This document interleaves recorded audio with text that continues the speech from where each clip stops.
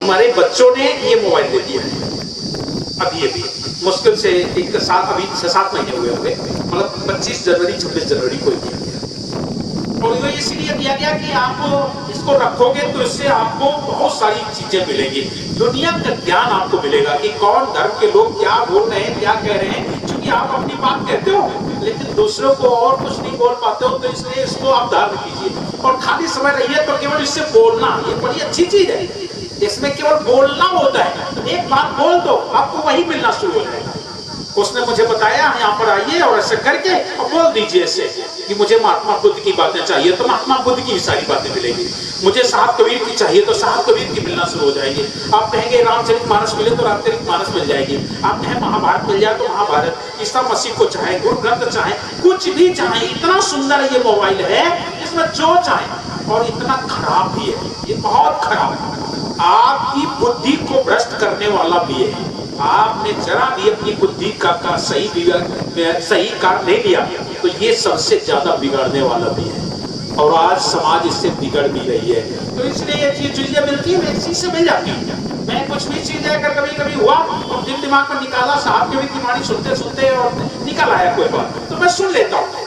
मैं तो बता दिया, मैं सब का लीजिए साचा शब्द निहार, सब का लीजिए साचा शब्द निहार, पक्षपात न कीजिए कहे कबीर विचार। पक्षपात नहीं करना है, इसका पक्षपात करना है। तो ये महात्मा बुद्ध की जो बातें मिली मुझे, हम तो कभी गए नहीं बुद्धिस्टों के यहाँ, बस एक बार बुद्ध विहार में गया हूँ, दार्जिलिंग गया तो वहां गया देखने के अंदर, और देख करके घूम फिर करके आया और उनसे एक ही प्रश्न किया, आप मांस, बिल्कुल डायरेक्ट, आप मांस खाते हैं कि नहीं? तो उन्होंने कहा मैं तो खाता हूँ। बस वहां से मैं तुरंत वापस चला आया, मैंने वहां एक गिलास पानी भी नहीं पिया। भूटान में गया, भूटान में भी वहां तो उन्होंने पहले ही, मेरे जाने से पहले ही बता दिया, बोले देखिए हम लोग मांसाहारी हैं और सारा का सारा मांस भारत से आता है, हम लोग जीव की हत्या नहीं करते हैं, लेकिन मरा हुआ मांस मिल जाता है उसको मैं खाता हूँ। और इसमें जो उदाहरण दिया, ये एक उदाहरण ये, दूसरा उदाहरण एक और मिलता है, वो मुझे याद नहीं रहता सही से, आप लोग सुन लें कि जब उनका अंतिम समय आया, उन्होंने भूख की याचना की मांगने की, तो उसमें से कहते हैं एक जगह गए, जो भी हो, उन्होंने मांस बना के उन्हें खिला दिया, उसका कुछ नाम और बताते हैं, इसलिए बौद्धिस्ट मांस खाते हैं। बिल्कुल ये झूठ बात है, एकदम झूठी बात है। ये ऐसी बातें हो गई जैसे ये हुए मोहम्मद साहब मांस नहीं खाते, लेकिन एक बार इनकी सेना लड़ते लड़ते इतने जंगल में पहुंच गई, वहां खाने को कोई ठिकाना नहीं। जब खाने को कोई ठिकाना नहीं तो जो इनका सेनापति होता है, सेनापति ने कहा कि महाराज अगर ये सेना ऐसी भूखी रही तो बहुत जल्दी मर जाएगी, कुछ उपाय कीजिए। क्या उपाय करें? तो सेनापति बोले आप आदेश दीजिए, मैं उपाय कर लूं। बोले कर लो।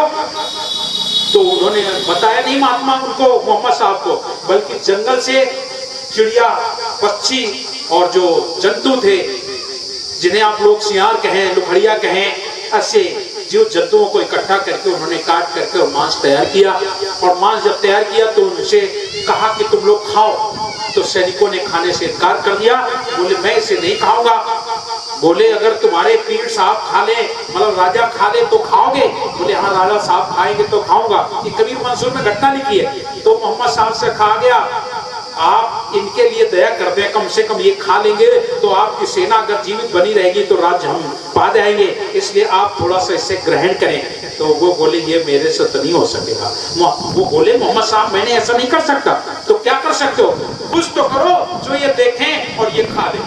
तो कहते हैं मोहम्मद साहब ने अपनी उंगली में 7 परत कपड़े से लपेटा, 7 परत का, 7 से ज्यादा भी लपेटे होंगे, एक गिनती बताई गई, 7 परत लपेटे। और लपेटने के बाद मांस में वो उंगली डाली और डालने के बाद उस कपड़े को हटाया और उंगली मुख में रख ली और बोले सीख बोर खाया तो खाया, पेट भर खाया तो खाया, आप लोग खाओ।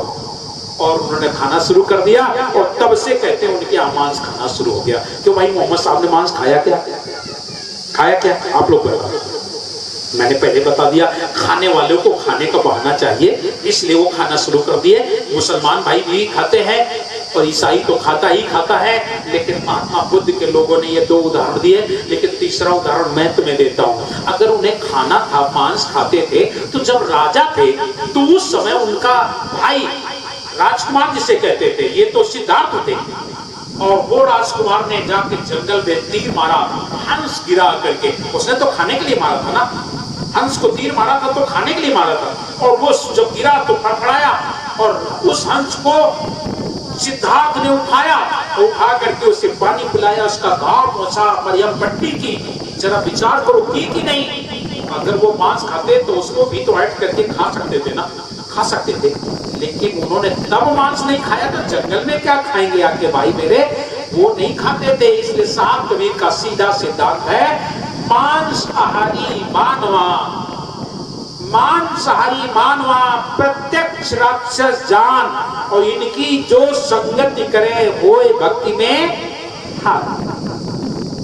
मांसाहारी मानव प्रत्यक्ष राक्षस है, इनकी संगति नहीं करना चाहिए, कितना बड़ा विद्वान क्यों ना हो, लेकिन अगर मांस खाता है तो उसकी संगति नहीं करना चाहिए, नहीं करना चाहिए। ये साहब कबीर का ज्ञान है। अब आप सोचो साहब कबीर का क्या सिद्धांत कह रहा है और दुनिया का क्या सिद्धांत कह रहा है, आप खुद विचार कीजिए। तो इस तरीके से लोग भ्रमित करते रहते हैं, इनके भ्रम जाल में हमें नहीं पड़ना है। मैंने आपको बताया ना, साहब कहते हैं वो पहलिया आएगा, जाल फैलाएगा, दाने डालेगा, तो उसको जाल में नहीं बैठना है, हमें होशियार रहना है। अरे भाई, कहने से कुछ नहीं होगा, हमें होशियार रहना होगा, और नहीं तो पक्षियों की तरीके से फंस जाओगे, जाल में फंस जाओगे ना। और फंसे हैं आज की नहीं, फंस गए लोग की नहीं, फंस गए। बड़े बड़े लोग मांस खा रहे हैं, दारू पी रहे हैं, और बड़े बड़े महात्मा हैं, बड़े बड़े विद्वान हैं। मैं आपसे निवेदन करता हूँ, साहब कबीर कहते हैं, दया करो, दया करो, धर्म को पालो, जग से रहे उदासी, अपना साची उस सबको जाने, ताई मिले अविनाशी, उसे अविनाशी मिलेगा, सबको नहीं। और यही कारण है कि ये अविनाशी नहीं जान पाएंगे, क्योंकि इनके जीवन में दया है नहीं, धर्म है नहीं, मानवता है नहीं, प्रेम है नहीं। इन्हें अविनाशी कैसे मिल जाएगा? मिलेगा क्या? नहीं मिलेगा, मिल नहीं सकता है। हमारे यहाँ एक ग्रंथ है, एक लोटा पानी नाम का एक ग्रंथ है, गीता प्रेस से निकलता है, भगवान कृष्ण के नाम से वो चलता है प्रेस। उसमें एक कथा लिखी हुई है, एक जानवर चराने वाला, गाय भैंस चराने वाला भैया था, गाय भैंस चराता था, चरा रहा था। तब तक एक पंडित जी आ गए, और पंडित जी जब आ गए तो पंडित जी ने देखा बढ़िया तालाब है और अच्छी जगह